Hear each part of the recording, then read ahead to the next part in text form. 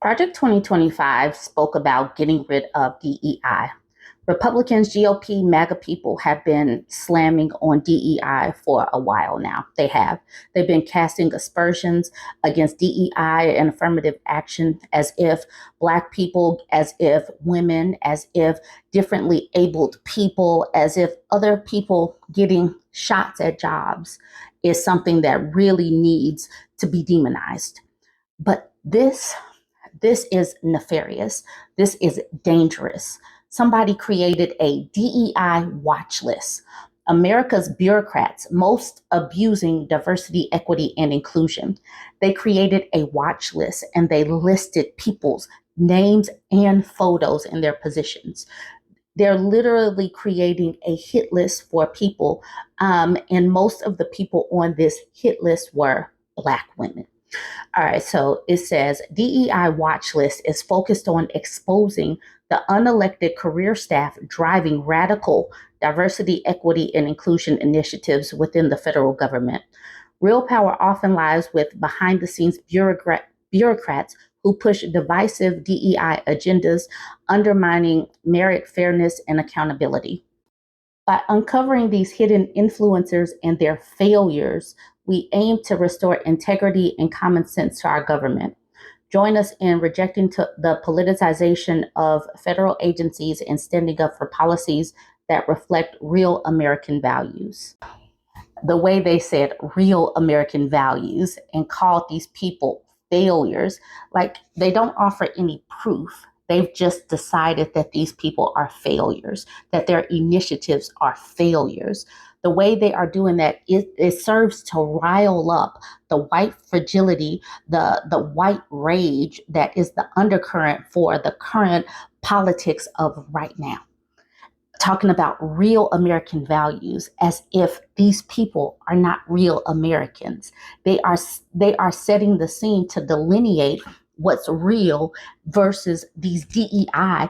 And when they say DEI, they're really talking about the colored folks, but they act like other people are not benefiting from DEI, like white women, like disabled white men, like any other minority that's not white. It's wild. It's wild how vitriolic these people have just come in and basically put targets on the back of these people that are simply just doing their jobs, and because they got the opportunity to do so as a non-white person in a body that's just, trying to live and work and have some opportunities. So this is an article from NBC News. On that website that I was just talking about, they did publish people's actual pictures and their names. I'm not going to show them because we shouldn't be doing that. Those people should be able. I don't know what to do to fight back, but okay, let's just talk about this article. Federal health workers terrified after DEI website publishes list of targets. The site calls out workers who have been involved with DEI initiatives. A majority are Black. Federal health workers are expressing fear and alarm after a website called DEI Watch List published the photos, names, and public information of a number of workers across health agencies, describing them at one point as targets. It's unclear when the website, which lists mostly Black employees who work in agencies primarily within the Department of Health and Human Services, first appeared. Offenses for the workers listed on the website, including working on diversity, equity, and inclusion initiatives, donating to Democrats, and using pronouns in their bios. The website, a government worker said, is being circulated among private group chats of federal health workers across agencies, as well as through social media links. The site reached out to Dr. George Benjamin, the executive director of the American Public Health Association, who learned about it Tuesday evening when a federal health worker sent it to him. This is a scare tactic to try to intimidate people who are trying to do their work and do it admirably, Benjamin said. It's clear racism. A government worker said they found out theirs was among the names on the website Tuesday afternoon after a former coworker sent them the link on social media. It's unnerving, said the person who requested anonymity because of safety concerns. My name and my picture is there. And in 2025, it's very simple to Google and look up someone's home address and all kinds of things that potentially put me at risk. I don't know what the intention of the list is for, the person said. It's just kind of a scary place to be. On Tuesday evening, the site listed photos of employees and linked to further information about them under the headline Targets. Later Tuesday night, the headline on each page had been changed to Dossiers. So this is what it was. It said Targets, and now it says Dossiers, and it shows their picture, their name, and their position. All right, it says the site lists workers' salaries along with what it describes as DEI offenses, including political donations, screenshots of social media posts, snippets from websites describing their work, or being part of a DEI initiative that has been scrubbed from a federal website. Benjamin suggested the acts of online harassment are criminal. Law enforcement should look into them. But what law enforcement? What law enforcement? Trump has come in and he's purging the FBI. He's trying to get rid of the CIA. What law enforcement is going to do anything about this? Someone is going to have to chime in and let me know. A person who isn't on the list but works at a federal health agency called the website Psychological Warfare. The link, this person said, is being circulated in their private group chat of federal health workers, causing some to freak out. It's hard to gauge, the worker said, whether it's a legitimate threat. I don't know anything about the organization doing this or their parent association. People are just paranoid right now. A note at the bottom of the website says a project of the American Accountability Foundation, a group, that group is a conservative watchdog group. This is not the first time the group has created such a list. In December, it sent Pete Hegseth, the then nominee for Defense Secretary, a list of names of people in the military whom it deemed too focused on diversity, equity, and inclusion, the New York Post reported at the time. Neither the American Accountability Foundation nor the HHS immediately responded to requests for comment. The website comes after a bruising 2 weeks for public health workers. Employees at the Centers for Disease Control and Prevention say they've received the threatening memos from the Department of Health and Human Services directing them to terminate any activities, jobs, and research with any connection to diversity, equity, and inclusion. And in turn, coworkers who don't adhere to turn in coworkers who don't adhere to the orders. HHS oversees federal health agencies, including the CDC and the National Institutes of Health. The tone is aggressive, is threatening consequences if we're not obedient, is asking us to report coworkers who aren't complying, said a CDC physician who wasn't authorized to speak to reporters. There's a lot of fear and panic.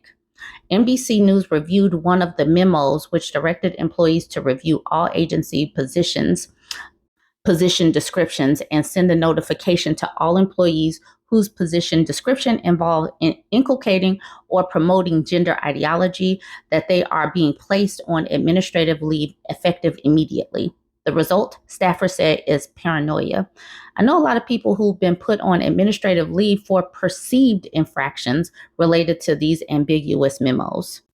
People are thinking, if I put one foot wrong, I'm just going to be fired, another CDC physician said.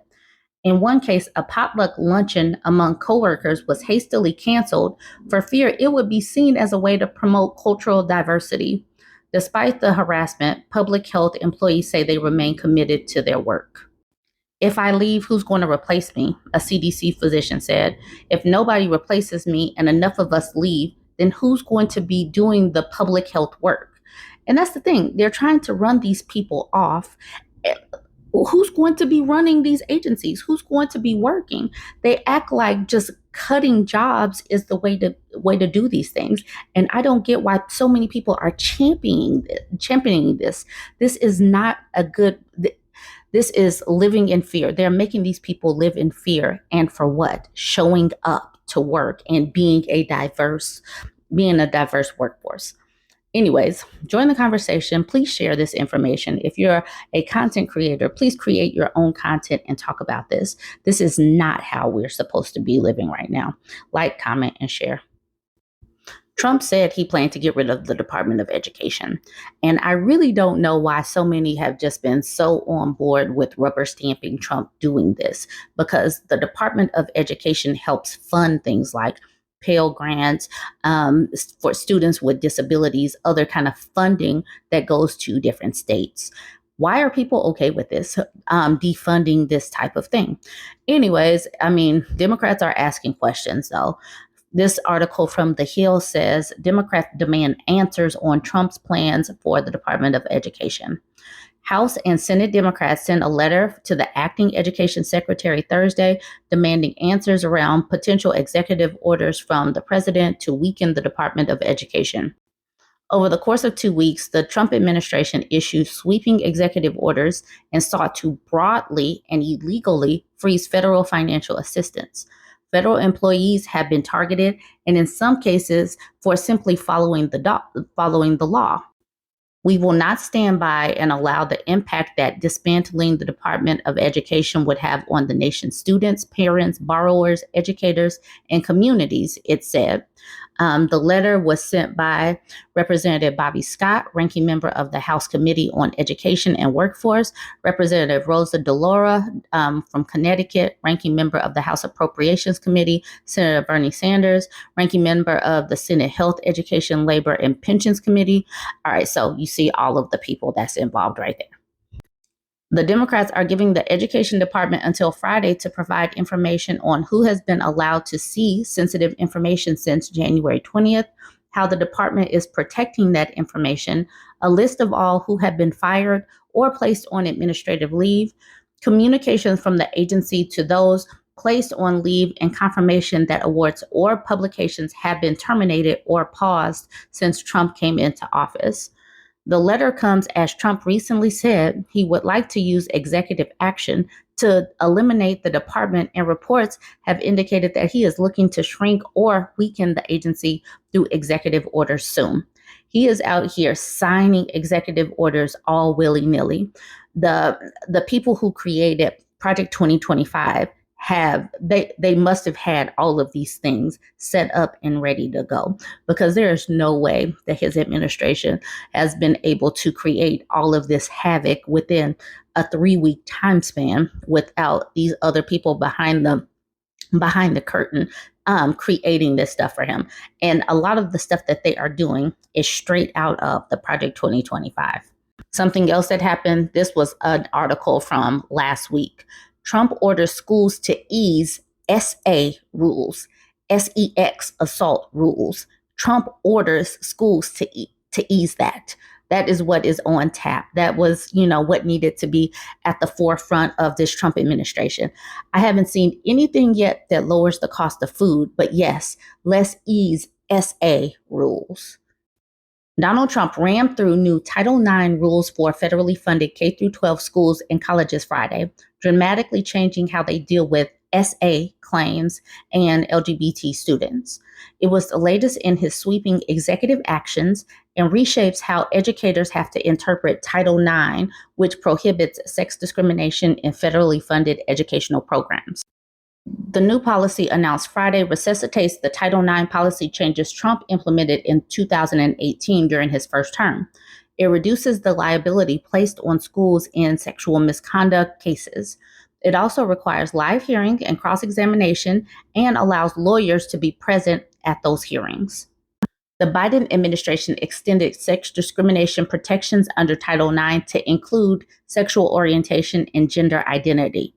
Trump informed educational institutions that his administration would no longer enforce those protections. This followed a Kentucky judge's decision in January that ruled Biden-era trans protections unconstitutional. Trump's order included language to justify his decision not to utilize the traditional and protracted process to make new rules. The letter stated the president's interpretation of the law governs because he alone controls and supervises subordinate officers in the Department of Education's Office of Civil Rights, which enforces the rules. He alone controls and supervises. He is acting like he is a king, like he is a demigod. That is how this administration is ruling. Title IX, which was established in 1972, has been celebrated for propping up women's sports, eliminating sex-based bans on college admissions at federally funded schools, and working to end sex discrimination on campus. Some have been highly critical of new interpretations of the law that began during the Obama administration. They argue those new Title IX rules resulted in the creation of trigger warnings, safe spaces, and investigations that undermine free speech and academic freedom on campus. Tyler Coward, a lead counsel at the Foundation for Individual Rights and Expression, a civil liberties group, celebrated Trump's ruling, saying it ensures that all students, whether they are the accused or the accuser, will receive fair treatment and important procedural safeguards.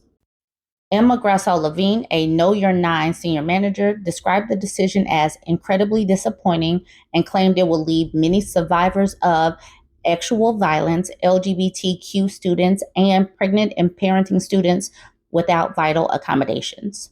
But we knew this was coming. We knew that this was coming. So this is where we are, just reporting what is going on. There have been so many different executive orders and policy changes and takeovers that it is definitely challenging to keep up. So join the conversation. Please spread the word. Let people know what's going on. Don't forget to like, comment, and share.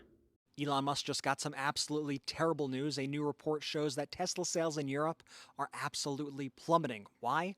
Due to its toxic owner. Tesla sales dropped by 13% in Europe in 2024, but the truth is the problem is far greater than that. Let me explain. In Germany, sales of Teslas have dropped nearly 60% year over year. In France, new sales of Tesla last year dropped by 63%. And for comparison, car sales dropped just 6%. Meanwhile, in the UK, Tesla sales dropped by a little less, by just 12%, but that was as the market for electric vehicles grew by 35%, showing that Tesla is getting an even smaller slice of the EV pie. And not only that, but not a single Tesla vehicle even made it to the top 10 charts of vehicles sold in the UK last month, when they have historically made those charts numerous times in the past. Meanwhile, in Sweden, sales of Teslas are down 44%. In Norway, they're down 38%. And in the Netherlands, they're down 42%. My name's Brett with Midas Touch. Remember to follow for more updates, and thank you again for making the Midas Touch podcast the #1 news podcast in the United States. Remember to add it right now.